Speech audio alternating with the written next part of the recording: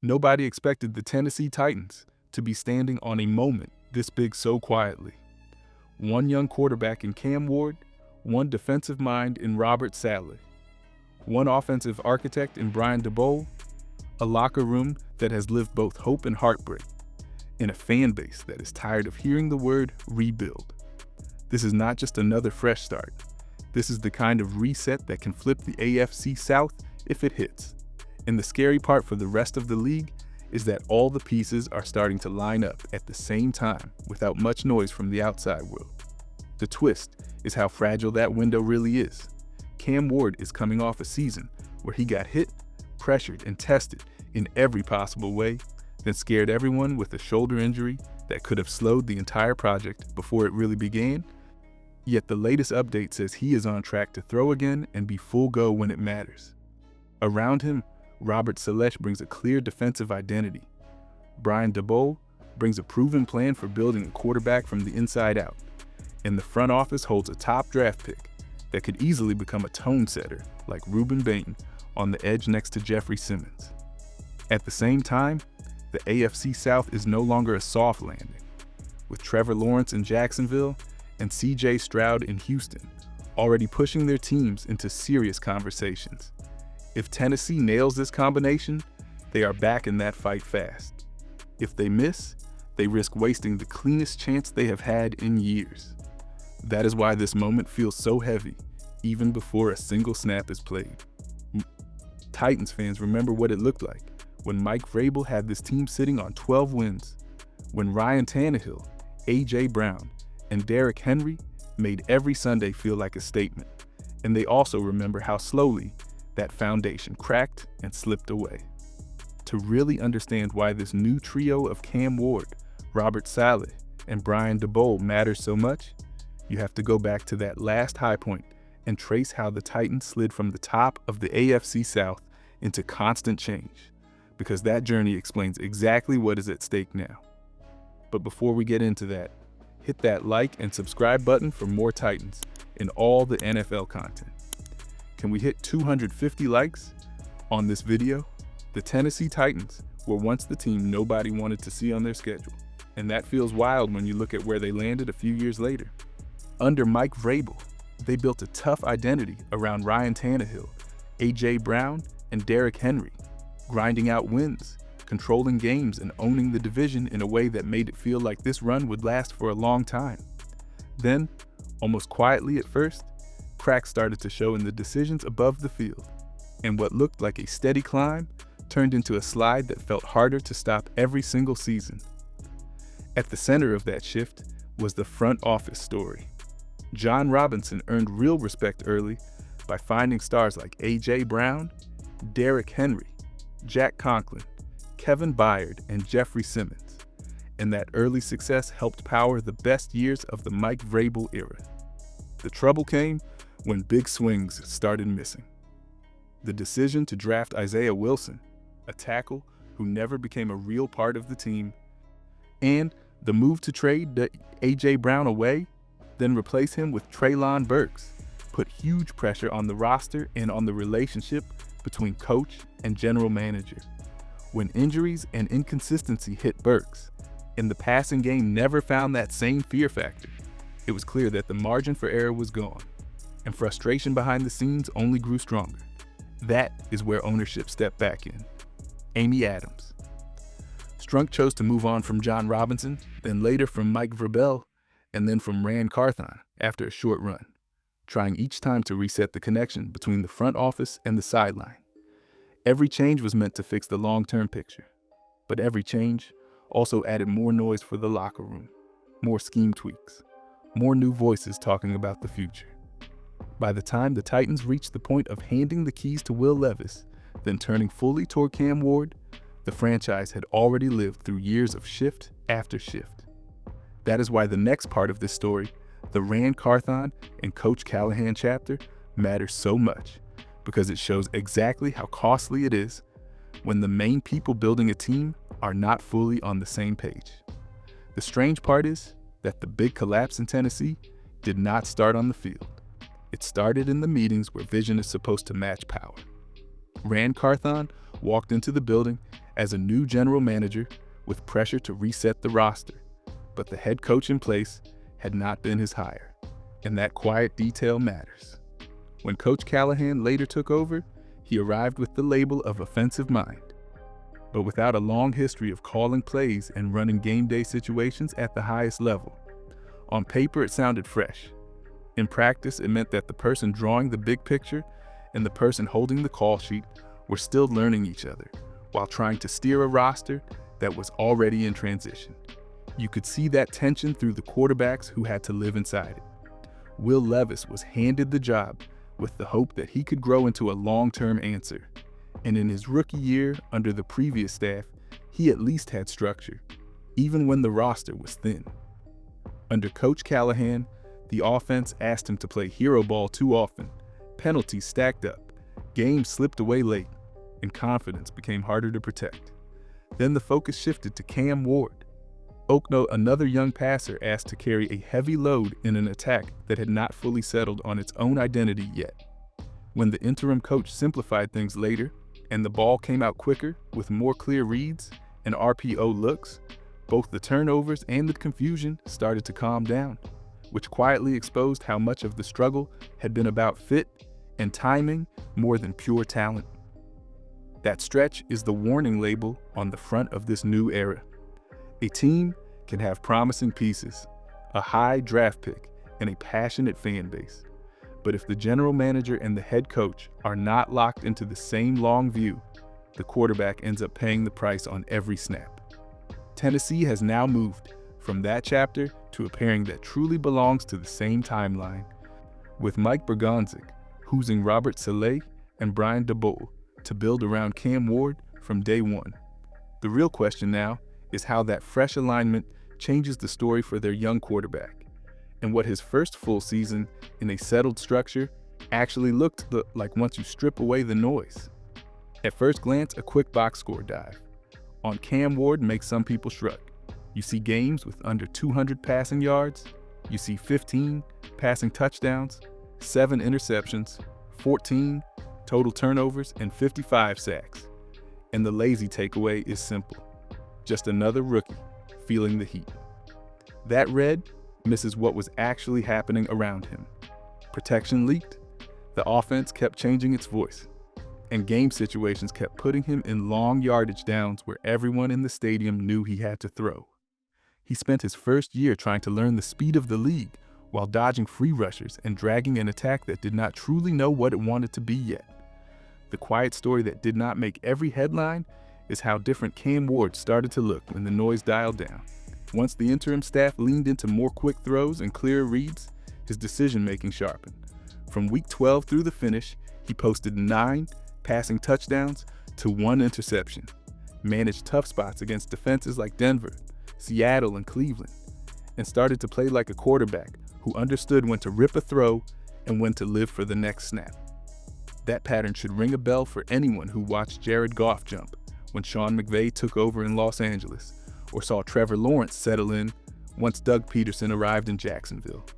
Sometimes the talent was never the question. The environment finally stopped fighting the player. Then there is the shoulder, the part that scared everyone for a moment and now might end up being the turning point. Late in the year, Cam Ward took that hit near the goal line, walked off with real pain in his throwing arm, and immediately raised the fear that his entire second season would start behind schedule. Instead of surgery and a lost spring, he is tracking to be back on the field, throwing routes with his teammates early, with time for private work before the first official install meeting even happens. That means when Brian Daboll sits down to build this offense, he is not sketching ideas for some distant date. He is walking into a room with a healthy quarterback who already survived the worst version of this situation.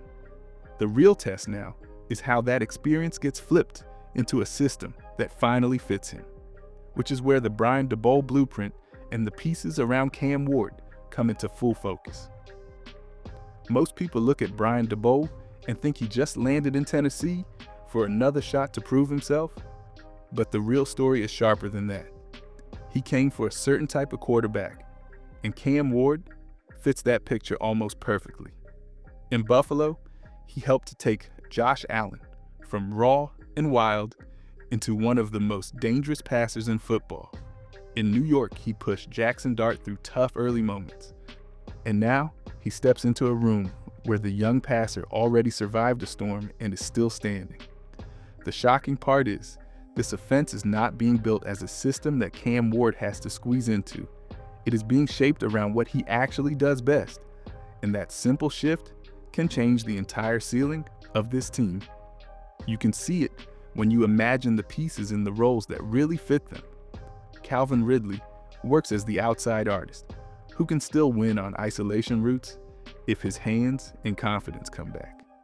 Alec Ayomanor and Chimere Dyke can attack the middle and the deep sideline, taking advantage of spacing and option routes that let them find grass instead of just running to a spot. Chig Okonkwo can move across the formation as a matchup problem, while Gunnar Helm grows into that steady security blanket who sits down in the right windows when the play breaks. In the backfield, Tony Pollard, Tyjae Spears, and Julius Chestnut give three very different answers for screens, wide runs, and tough short yardage calls. Up front, Peter Skoronski and J.C. Latham are the young pillars, with veterans like Lloyd Cushenberry, Kevin Zeitler, and Dan Moore needing better structure and cleaner rules more than another reset. When you put all of that under a coach who loves quick decisions, layered route concepts, and smart RPO looks, it stops feeling like a patchwork and starts looking like a real plan. The bigger twist is what that kind of plan does for the rest of the locker room. An offense that knows exactly who it is and what it wants to do, takes pressure off the defense, lets the pass, rush hunt, and keeps games on script instead of turning every Sunday into a scramble. For the first time in a long time, the Titans have one strong voice shaping the attack and another strong voice ready to build a defense that matches that standard. Now the question hanging over this team is simple but heavy. How will Robert Saleh turn that side of the ball into the kind of unit that not only protects Cam Ward, but lets him play free? And what does that front seven look like when his fingerprints are finally all over it? The Tennessee Titans just handed their defense to a coach who has built top units in buildings that were falling apart on offense, and that changes the entire personality of this team. Robert Saleh made his name in San Francisco, then kept the New York Jets competitive by leaning on a defense that finished near the top of the league in yards, in pressure, and in yards per play, even while the offense struggled to score. He believes in aggressive fronts, violent pursuit, and a standard where missed tackles and lazy angles are simply not tolerated. Now he walks into a room with Jeffrey Simmons, T'Vondre Sweat, and a handful of hungry young players who have never had a leader like this at the top of the defensive side. Suddenly, every snap for that group feels like a job interview, because they all know one thing: if you buy into this standard, you stay. If you do not, someone else will take your spot. You can already see how the pieces begin to line up on that side of the ball. Jeffrey Simmons is the centerpiece, a powerhouse inside who can wreck protection and free everyone else. T'Vondre Sweat can be the partner who eats double teams and crushes the run game. A player like Sebastian Joseph Day, if he stays in Tennessee, gives experience depth that knows how to do the dirty work inside. On the edge, the Titans still need a true closer, but names like Arden Key, Femi Deyo, and others can become valuable rotation pieces once a real star is added to that group. Behind them, the trade for L'Jarius Sneed brought in a corner who has shown he can shadow top receivers when he is healthy and in rhythm, while players like Darrell Baker, Kyer Elam, and Keeman Hall fight to prove they belong in a Robert Saleh secondary that demands physical tackling and sharp eyes. This is not a quick fix story. It is a slow rebuild of habits, and that is where his voice is most dangerous for opposing offenses. The part that should wake up the rest of the AFC South is what happens when this vision meets the right additions. A dominant front can hide a lot of scars in the secondary, and Robert Saleh knows exactly how to squeeze pressure out of everybody he has. Give him one more difference maker on the edge, maybe a versatile interior rusher like John Franklin Myers from his Jets days, add a smart safety or another outside corner, and suddenly quarterbacks like Trevor Lawrence and C.J. Stroud are looking at a very different picture when they drop back against Tennessee.